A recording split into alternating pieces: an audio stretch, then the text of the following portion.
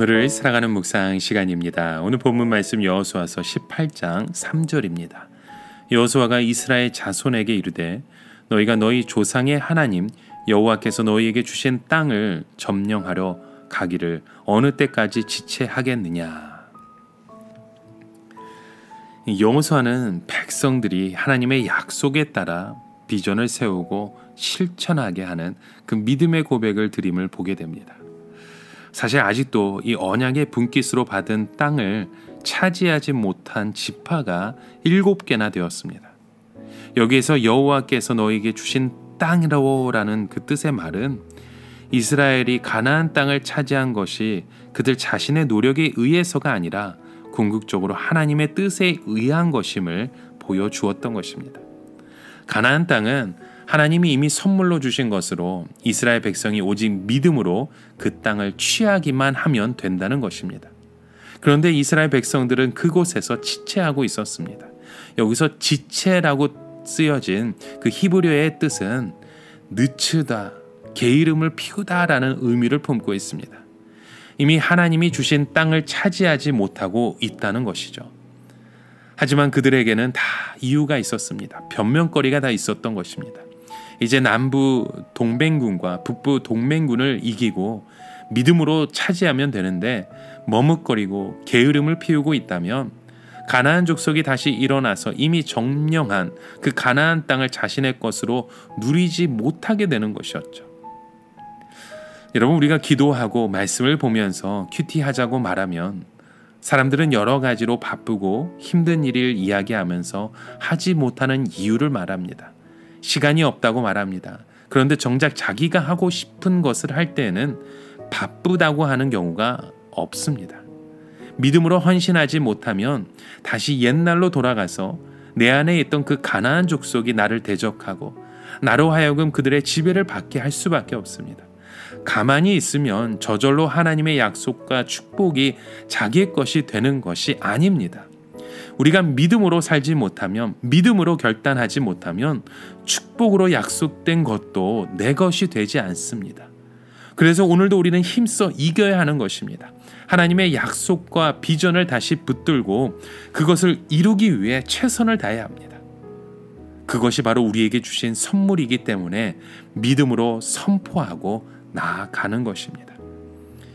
오늘도 우리의 삶 가운데 그런 인간적인 계산과 방법을 가지고 머뭇거리며 변명하면 그것을 이루어질 때에는 부끄러울 수밖에 없습니다. 심한 경우에는 부끄러워야 할 때도 부끄러운 줄 모를 수밖에 없는 겁니다. 베드로후서 1장 10절에도 보면 베드로는 자기가 실족해 보았기 때문에 그 경험을 바탕으로 이런 권면을 우리에게 줬습니다. 그러므로 형제들아 더욱 힘써 너희 부르심과 택하심을 굳게 하라. 너희가 이것을 행한즉 언제든지 실족하지 아니하리라. 여호수아는 각 지파에 3사람씩 정해서 그들의 기업을 따라 그 땅을 그려가지고 돌아오라는, 그래서 7지파에 그런 명령을 줍니다. 하나님이 주신 땅을 구체적으로 밟고 그림을 그려서 가지고 오면 여호와 앞에서 제비를 뽑아 분배해 주겠다는 약속을 주죠. 그리고 믿지 못하면 인간적인 계산과 불평을 하고 실천하지 못해서 믿음으로 사는 것이 무엇인지 모르는 사람들에게 실제로 그것을 방문하게 합니다. 그 땅을 밟게 만들었던 것이죠. 하나님이 그들을 위해 무엇을 해놓으셨는지 체험하게 만들었던 겁니다. 하나님의 나라를 확정하는 일을 한 걸음씩 밟게 만들었고 그림을 그리게 해서 실제적으로 보여주었던 것입니다. 확인시켜주는 것이었죠. 여러분, 비전은 하나님이 주겠다고 약속하신 것을 미리 그려보는 것입니다. 그리고 그 자리에서 힘써 믿음으로 행하고 기도하는 것입니다.